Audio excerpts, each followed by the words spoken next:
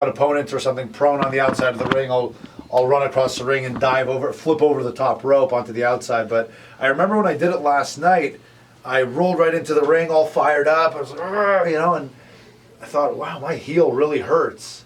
That's odd. And then I later realized, watching the footage back, it was my heel came down and just destroyed Alberto Del Rio's head. So there's a sentence in my lifetime I'll never get to say. Yeah. I mean, I could put different names in there, but my heel will never destroy someone's head. I mean, it really hurt my heel, so I don't know how his head is doing today, but hopefully it's not too bad. Now, when did you start? I mean, it seems like there's a lot of backstory for all these wrestlers and how you came to be to do this. But it all started at home with your buddies down the street taking turns pummeling each other. Yeah, I think a lot of people started that way, just in basements or backyards or something, just wrestling around with their friends. I always say that the WWE superstars, for the most part, were just fans that took it too far. We just didn't know when enough was enough, and most normal people would be content to just sit and watch it and say, "Oh, this is great." We're a little sick in the head. We said, no, watching's not enough. Okay, that's how I felt about the Nitro girls. Yeah. We see how that turned out. I'm on the radio now and not a Nitro girl.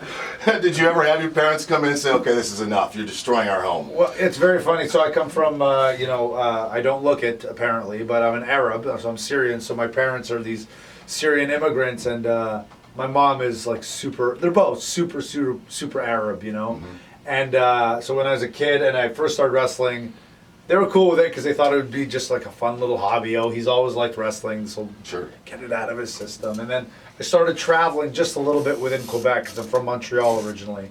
So, is that all right? You kind of did a... Well, no, because I kind of looked around think there. it's funny that you're of Syrian descent, but you're Canadian, but then you were a luchador at one point, so it's just funny to hear like I know. We're getting that luchador stuff here in a minute. I don't fit in anywhere. Anywho, all this to say, I first started traveling, and it was in Montreal, and that was okay. And then I started going maybe 40 minutes out of Montreal, and my mom started, okay, and then Quebec City, which is 2 hours away. I remember her saying, okay, enough's enough. You got this hobby out of your system. Your hope. You got your hope, your dream. Enough. Khalas ba'a, khalas. Which means enough. Stop already. Okay. I go, no, I'm just getting warmed up. And then, we'd start doing these drives to Philly, 8 hours, or Jersey or whatever. And okay, that's enough. And then it got to the point where I was coming home from these tours of Japan for a day to do laundry, and then I'd fly out to Europe, and she had no idea where on planet Earth I would be. Wow. You know what I mean? So it's just so funny how she was so concerned about a 2-hour drive when I first got started to now. She literally has no idea where Rockford, Illinois is. And she has no idea where on planet Earth I am right now. Right. A lot of people don't. Yeah. But like all athletes, when you finally start getting paid, you send mom some money, right? Yeah, well, you got it. So she, I don't care where you are, just make sure you get that in the mail. Yeah. So Mandy was reading up about you today, and she said a couple of things as we're reading. First I see, oh my God, he should be on Game of Thrones. And then you said something. Like, okay, if the wrestling thing doesn't work out, like, I totally see you being on the Night's Watch, maybe a wildling, I don't know. I don't know what any of these things are, but because I haven't watched Game of Thrones, but everybody tells me I should. Yeah. Well, explain it, because you'll have to explain it to me too. I have not watched Game of Thrones, but I know you're a big fan, and she was not hesitant about this is what he should do. You just have that look. Like, if you looked at some of the characters, like Torment is a very popular character. He's a wildling with a red bushy beard, and he's just very manly. So I was like, I could see that guy being on Game of Thrones for sure. Did you notice what word he got hung up on? Torment.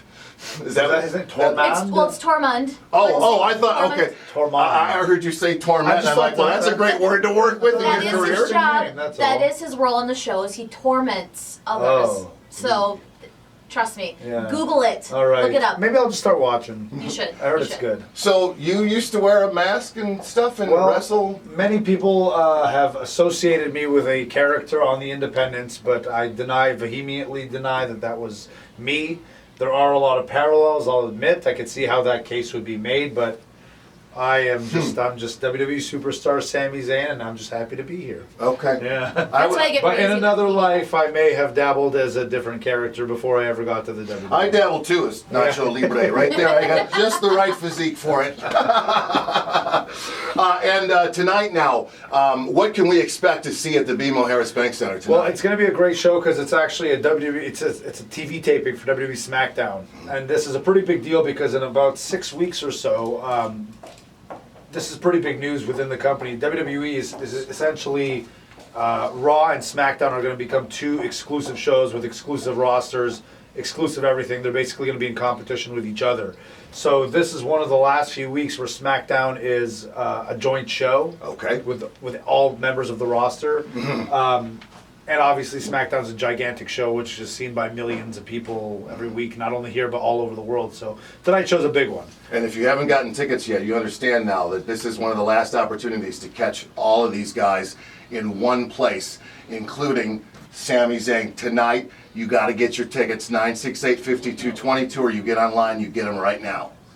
You should. It's a pretty full house, but I do think we still have some tickets, so definitely fill it up and show the world how great Rockford is. Perfect. Xana screaming. Thank you very much for having me. Good luck Appreciate tonight, it. man. I hope Nice your meeting you. heel Likewise. heals. I'll check out